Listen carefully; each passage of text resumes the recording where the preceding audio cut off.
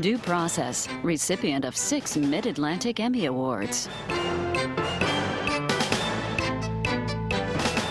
It's $125 you have to pay. And it's going to keep adding up $25 every day until the show goes back. It happens in courtrooms all over New Jersey. Parents held legally responsible when their kids don't go to school. Just fair or too tough? And could there be a better way? Taking on Truancy on this edition of Due Process. Major funding for Due Process is made possible by the New Jersey State Bar Foundation, committed to educating the public about the law. Additional funding is provided by Lawyer's Diary and Manual.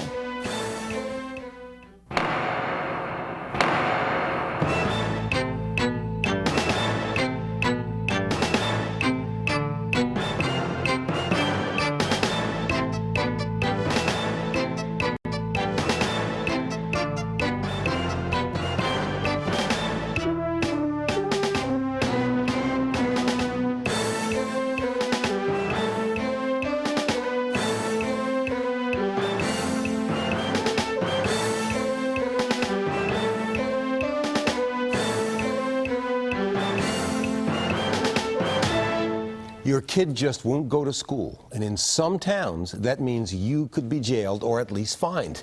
Is that fair? Does it work?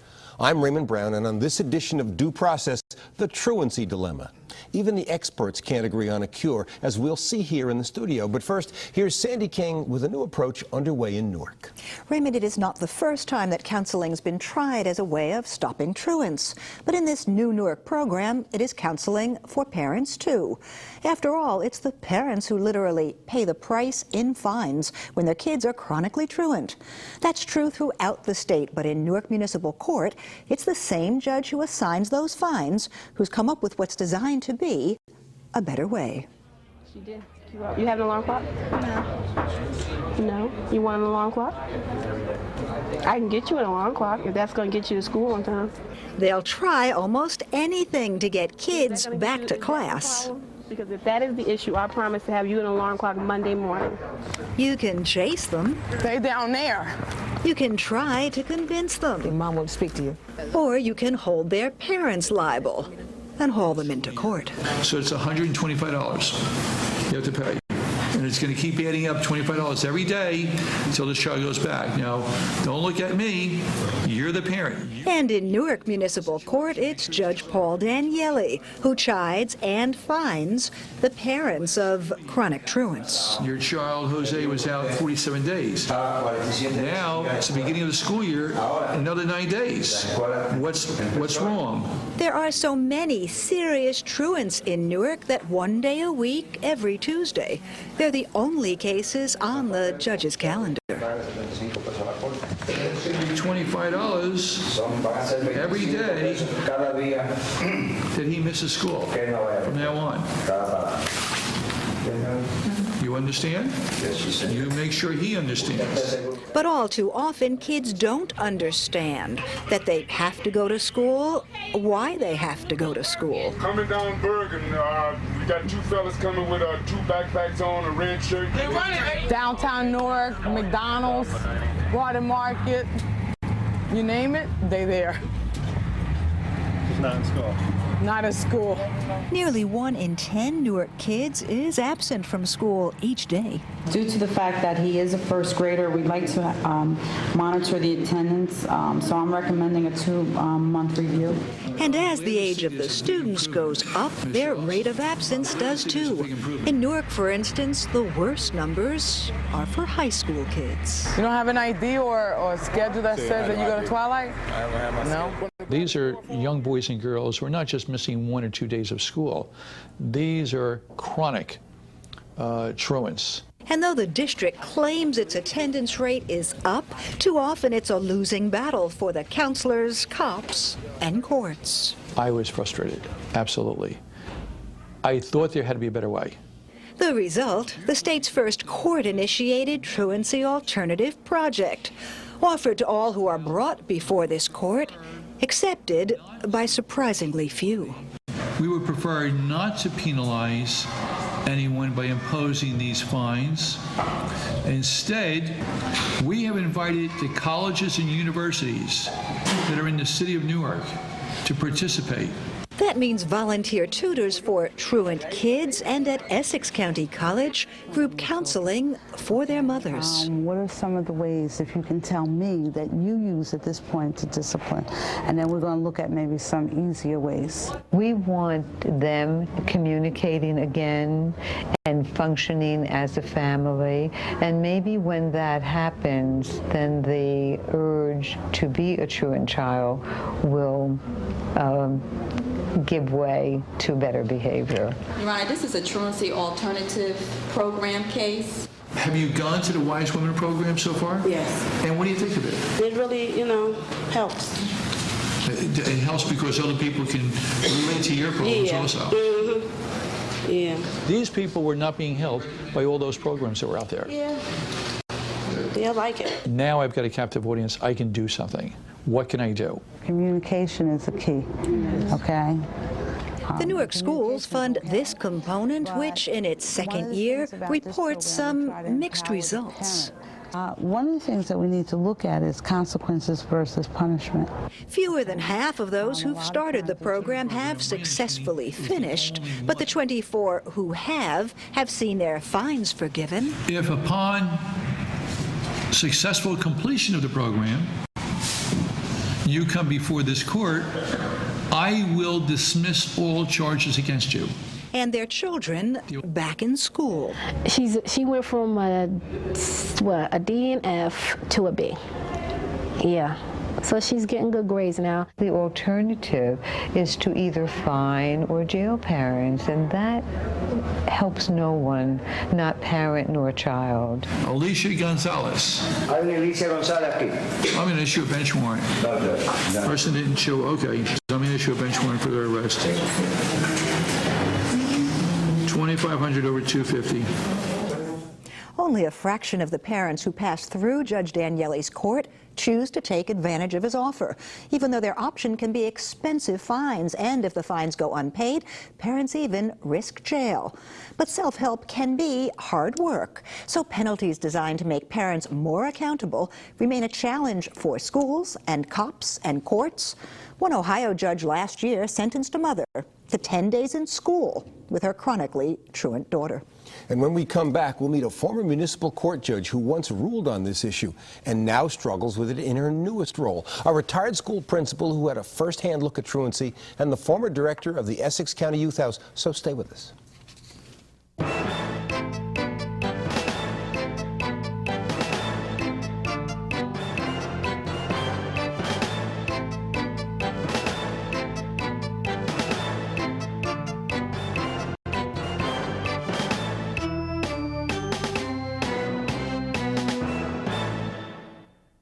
I think through high school, yes, it's the parents' responsibility to get the kids to school. That's just common sense. Who else would you turn to be responsible to? Yeah, there's nobody else. It's just the parent. Can't blame the school, can't blame the teachers, can't blame the man on the street. I think it's important for a parent to be responsible for where their children are and what they're doing. To hold a parent responsible for their teenagers' actions seems kind of unfair to me. Because after a while, you lose control of your teenagers. We all do. It is their fault because they need better discipline, but sometimes you just can't help that your kid won't stay in class. If you're talking about an elementary school child, then the parent is the person getting the kid out of the house on time and to school on time, and it's the parent's responsibility. But does holding their parents legally liable really get kids back to school? For some answers, we turn to some experts who've tackled the problem from three very different vantage points. Dr. James Barrett's an attorney and retired Newark principal who once headed the city's truancy task force.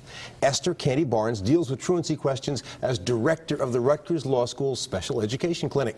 But in her 7 years as presiding judge in Irvington, she went hands-on with truancy cases. And with us from Newark, former Essex County Youth House Director John Smith, when his days as a Newark cop, worked on truancy. Welcome to all of you. Thank you.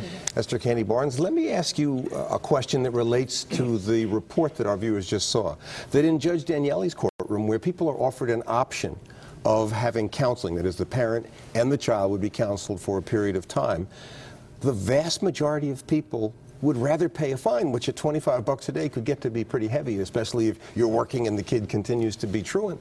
Any sense of why people would shy away from that kind of counseling option as opposed to embracing it? Absolutely. Parents, especially urban parents, have a very difficult time with time management. They have to juggle whether or not they're going to go to work and get paid versus going to court and dealing with counseling for substantial periods of time. When I was a presiding judge in Irvington, one of the things that I often offered parents was the ability for them to seek counseling at the local mental health society or the Bridge, which was a program that was located in the school. And they complied sometimes, and sometimes they didn't. When they returned to court, sometimes they had complied and other times they had not. So I think that parents face a very difficult time with whether or not money is going to be an issue or whether or not they're going to give the time to the child who may very well need the counseling. That answer implies agreement with the principal, or at least a principal, that parents have a heavy responsibility when a child is being truant. Is it fair to say that the first place you look when a child is being truant is to see what role the parent is playing or not playing in getting that kid to school? Of course. We always turn to the parent first. Whenever we find there's a case of truancy, we contact the parent and counsel the student at the same time to try to resolve whatever the problem might be. Sometimes there's a problem dealing with the question of expense of coming to school, having sufficient money to come to school. Other times it's just that the student chooses to hang out with his friends instead of coming to school. But after counseling the students, very often we find that we correct the problem. Sometimes the problem is not corrected. In that case, then it becomes a situation where it's an ongoing touch-and-go counseling problem that we have to deal with. Well, how long has the Truancy Task Force been around in Newark? The Truancy Task Force started in 1985. And do you think or do you have a sense that it's made a big difference? Yes. Columbus Sally was the superintendent who implemented that program in the city of Newark. And when he did that, I think there was a substantial decrease in the amount of students that were truant. I think it serves, you got to look at it from two standpoints. You got to look at it in terms of its operation itself and also its a deterrent effect. And I think the very fact that students know that the Truancy Task Force is out there, many students don't engage in truancy simply because they realize they'll be picked up. And that's one aspect a lot of times that we forget about. All right. John Smith, let me focus on your years both as a cop dealing with truancy matters and at the youth house. Of the youth that you dealt with who were consistently getting into trouble with the law, what percentage of them you think had truancy as a starting point or a significant contributing factor along the way? A major portion, possibly all of them,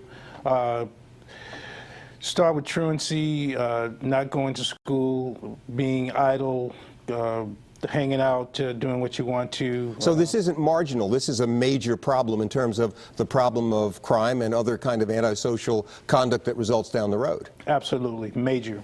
Have you seen any single approach make a big difference in your years in dealing with it? I believe in intervention at a young age with students. I felt that the Police Athletic League reinstituted in Newark in 1982 had a substantial impact upon the behavior of Newark students at a young age. In the report that our viewers saw at the beginning, we see an image, a couple of images of police officers chasing kids. Is that an effective approach, that is using law enforcement in its uniformed or in its powerful presence as a tool in this? I think that's one approach, but I think that the vast number of students who are truant are not the students who are running on the streets. They're the students who are at home for other reasons, which we may not know about. For instance, when I was a judge in Irvington and I had a truant young lady come before me, I found out in my conferences with her, between she and her parent in my court, that she had been raped a year before. But let me ask you this then. Is it possible to say, when we look at truancy as a problem, that there are some predominant causes or some principal causes that we really need to get at? Or are you saying that every case is so different that there's no general approach? I don't think that you can say that there is a general approach. Specifically, there are children with special needs who are often not attending schools because they're being suspended, and sometimes, even though they're suspended, the parents are charged with truancy. Okay. All right, let me just interrupt you to challenge this answer a little bit. Let's assume that you were appointed the Tsarina of New Jersey truancy, and the governor said to you, you can have any resources, any money, anything you want. You wouldn't design some program or some particular approach that you would see as a first attack to really cut into the truancy problem? My first attack would just be making the schools more accessible to the children who need the help, having education a little bit more broader, more effective in terms of what is given to the child as an avenue of success in terms of vocational experiences. I would add after-school programs. Let me just ask, we have sitting to your left Dr. Barrett, who spent a lot of time as a principal. Yes. It sounds as though the suggestion is that the real focus of this should be on school. Well, I think, first of all, one has to look at the child to find out exactly why the child is staying out of school. I really think if I had unlimited money, one of the things I would look at is to find out the various reasons as to why children stay out of school. And I think we would find out that sometimes the elements on the outside are more... But one of the reasons Esther Candy Barnes said was, and maybe a principal one, was the failure of the schools to be open to the kids in pedagogical and other ways. Do you agree that that's a principal? Well, I think that the school could do many more things, perhaps, to make school more attractive. But what happens is I see school is in competition with the outside all the time. There are many activities that take place on the outside. There are parties that students go to. There's drug dealings. There are all kinds of things that students find more attractive than school. And somehow the school has to make a school more attractive than those activities that students find more inviting to them than the school itself. I recognize that this is a nuanced problem, but I'm trying to see if it's possible to agree or to come to some consensus as to the principal cause. John Smith, we've heard about parents, we've heard about the school not being open or not being able to compete with the lure of the streets. Do you have a sense of what is the core of the problem of truancy? Possibly the parents' lack of knowledge, lack of education, and their lack of knowing how important education is, because, you know, possibly they didn't get a good education and they don't know how to pass this down to their children, that an education is the only way to success in the world, in America. Well, let me come at this from another point of view, given your law enforcement background. You know that another separate but related issue in Newark and in Essex County is the problem of crime. When police officers are assigned to deal with truancy, they're obviously not dealing with more violent or perhaps more serious kinds of crimes. Is it an effective use of law enforcement, or is that not a tool that ought to be part of the attack on truancy? I think it's a very effective use of law tool. Using law enforcement. I was an original member, along with several other police officers, when the Newark Truancy Task Force was started in conjunction with the Newark Board of Education at the time. And the police officers were handpicked. They were from the community. They were young. They could relate to students. They had most had some educational background. Some were even former school teachers. And you know, the idea was not to, you know, chase a kid around the city to get him, to deliver him to the criminal justice system. It was to get that student and put him on a school bus, you know, marked school bus, and to take him to a school, to deliver him to the school that he was supposed to be at the time. John Smith, your reference to the law enforcement system, in a sense, brings us back to where we started. It sounds to me as though the three of you who've dealt for many years collectively with this issue find it to be complex and to have a variety of source causes and maybe a variety of potential solutions. So if we go back to, say, Judge Daniele's courtroom, as we saw in that report, and saw the fact that if the parent has to pay a $25 a day fine, if they don't, a bench warrant is issued, and now the parent's even in more deeply, that doesn't sound like it's effective or fair necessarily if you have a child who's really not going to listen or subject to the lure of the streets or turned off by school. How is a parent going to be expected to solve that, and why is it fair to hit them with a $25 a day fine? That was one of my questions when the program first started in Newark in reference to finding parents. You know, my question to the judge was, you know, how do you expect a grandparent in some cases to control the behavior of a 6'5", you know, 230-pound 9th or 10th grade student? It was almost impossible. It seemed unfair to me to do that to some grandparents and some guardians who had the welfare, the best welfare of the child in mind at the time. Well, where did you come out over time as you thought about it? Did you stick to that opinion that fining system, that treating it as almost a criminal justice problem was not effective? In some cases, it was not. Okay. Absolutely. And Esther Kenny Barnes, if we look at, for example, one of the first people who was before the court in that report, she was a small young woman who still had a couple of parents saying, we can't do anything with her. Why is it fair to fine the parents or hold them accountable in a legal system? I've always had a problem with that issue. I think that on one hand, society expects a parent to be able to parent a child to the extent that they're able to lead them in the way that they hope they would grow. That does not happen all the time. Children have all kinds of problems that happen between birth and becoming a teenager, which some parents cannot control. And some of those things involve issues that involve drugs and alcohol and unhealthy things for their children. So in that respect, I think it is unfair to require that the parents be charged. But on another level, I think that a parent should be responsible up to a certain point. Okay. Dr. Barrett, I'm getting a sense as I talk about this problem with people who really know it, that as a system, we've given up on attacking truancy. We say truancy is part of life, a combination of problems with school and the lure of drugs and the excitement of the streets and some weak parenting, and the causes are all over the lot, and there's really not much we can do about truancy as a discrete problem. Hopefully when we attack all these other problems, reduce drug use, have better schools, make them more exciting, have parents who are better, maybe truancy will go down, but really it's an insoluble problem. I won't say it's insoluble, but I would say that it's the problem that's going to be with us, and all we can do is mitigate, cut down on the extent that is a problem. Getting back to the issue as far as the Truancy Task Force and the law enforcement, first of all, I think that the very fact that we have a Truancy Task Force automatically cuts down on the amount of crime that takes place in the city of Newark. Because when those students are on the streets, when they should be in school, they get themselves involved in a lot of activities that they normally would not be involved in if they were under the supervision of school. So therefore, by having a Truancy Task Force, I think it cuts down on the number of truants that are out in the street, and that in itself solves the problem to a great degree. But some of the kids are sitting in front of TV or quietly at home and still not going to school. Let me ask John Smith whether you agree that this is essentially insoluble as a discrete and separate problem. I don't think so. I think parents working in conjunction with the educational system and the police officers in truancy is a very effective system. If it were possible for us to come back 15 years from now, is it going to be possible for us to have the same conversation because the numbers are going to be the same and the problem's going to be the same, and well-meaning people who really know it will have a variety of solutions but really not be able to cut to the heart of it? I think it's a problem that can be solved, but it's going to take money. And it's going to take cooperation and coordination of efforts by all parties involved. That includes the court system, the parents who... But let me focus on one thing that you pointed earlier. How do you make better parents?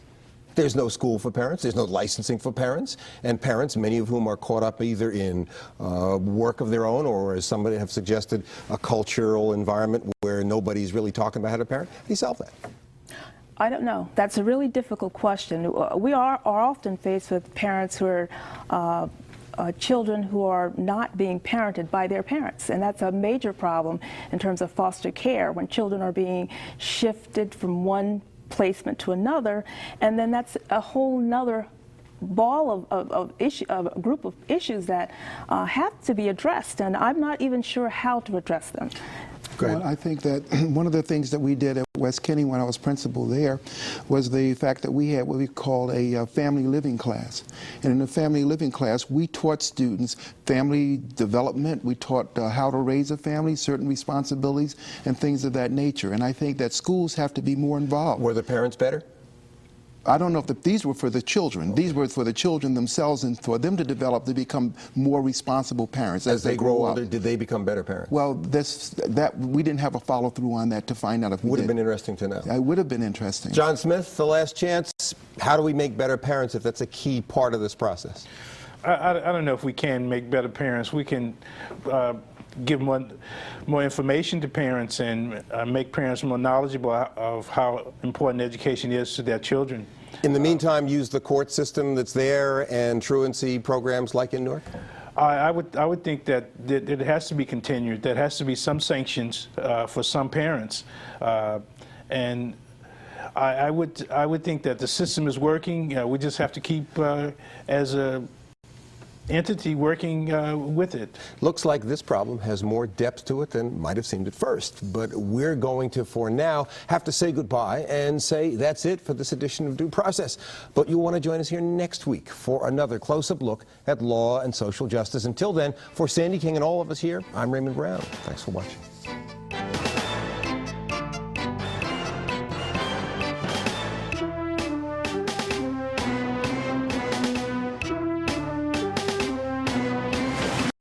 I just can't accept it, sir, that you're saying that your child's out of control. You're the parent.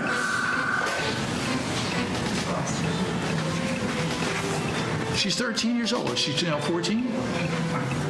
14-year-old child.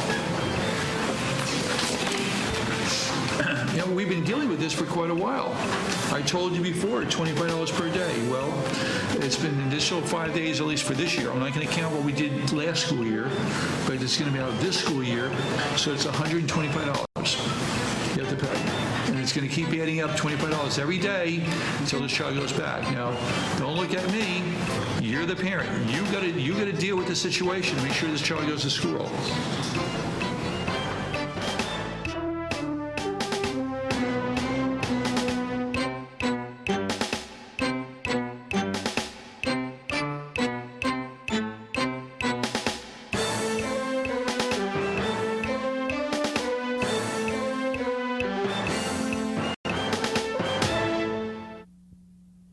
Major funding for Due Process was made possible by the New Jersey State Bar Foundation, committed to educating the public about the law.